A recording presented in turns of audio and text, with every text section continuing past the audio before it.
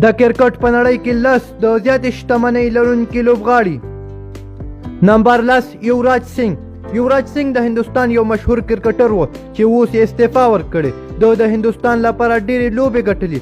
د خپل مسلک شروع کولو وروسته ډېر زیات شهرت پیدا کړ.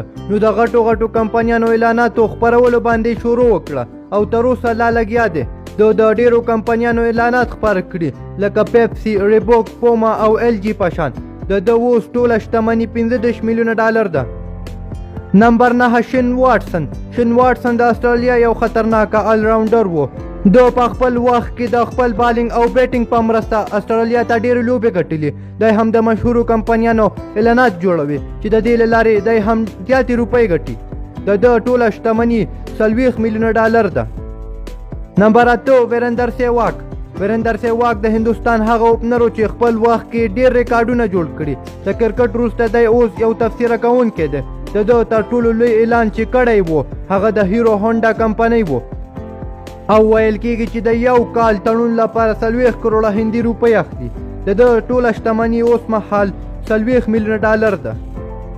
نمبر 9 شین وارن. شین وارن د استرالیا نه بلکې په ټوله نړۍ کې د خطرناکو لوبغاړو څخه و چې اوس په دې نړۍ کې نشته او مړ شوی دی. د هم ډېرو اعلاناتو کې کار کړی د خپل زیات شهرت له امله. د ټوله شتمني $50 میلیونه ده. نمبر 10 براین لارا. براین لارا د کرکټ په نړۍ کې هغه نوم دی چې په یو ټیسټ لوبه کې 400 منډې کړي. د ویسټ انډیز لپاره ډېرې لوبې کړي چې د دې لوبو له امله د مشهورو کمپنیانو سوداګریز اعلانات دته راغلل. د اوس ټوله شتمني $80 میلیونه ده. نمبر 15 ریکی پونټینګ. ریکی پونټینګ د استرالیا یو ښه او عالي لوبډل مشر و. د استرالیا لوبډله ډېرو لوړو پوړونو ته ورسوله. د زیات شهرت له امله د په زیاتو سوداګریزو اعلاناتو کې هم کار کړی.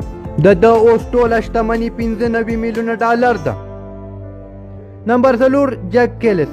جک کیلس د عالي او ښه آلراونډرانو څخه و.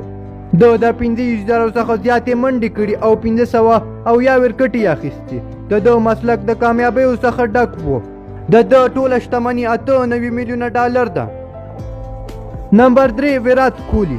ویرات کوهلی اوس مهال د نړۍ تر ټولو مشهور کرکټر دی چې دته اوس د نړۍ مشهورو کمپنیانو اعلانات هم زیات راځي او ورسره دی په انسټاګرام کې 220 میلیونه فالوورز لري چې د یو پوسټ په کولو سره ورته 8.98 کروڑه هندي روپۍ ورکول کیږي چې اوس 115 میلیونه ټوله شتمني ده.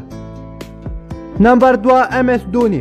ایم ایس دونی د هندوستان ټیم ته دومره کامیابی ورکړه چې شاید داسې کامیابی په نړۍ کې بل کوم لوبډل مشر خپل لوبډلې ته نه ورکړي او ور به هم نه کړي. دی هم د آی پی ایل سوداګریزو اعلاناتو او داسې نورو ډیرو کارونو څخه پیسې ګټي. د شتمني اوس مهال $120 میلیونه ده. نمبر 1 سچن ټنډولکر. د نړۍ تر ټولو شتمن کرکټر سچن ټنډولکر هغه کرکټر دی چې په خپل مسلک کې سلسلې وهلي. د هم په ډیرو سوداګریزو اعلاناتو کې کار کړي. د ټوله شتمني $170 میلیونه ده. او ملګرو دا کوم لوبغاړي چې مو درته یاد کړل دوی صرف د سوداګریزو اعلاناتو نه بلکې د ډیرو نورو لارو او کارونو نه هم پیسې ګټي. تاسو پکې کوم یو د خوښې لوبغاړي د په کومنټ کې ضرور وایي. زموږ یوټیوب چینل در سره سبسکرایب کړئ. تر بیا د خدای په امان.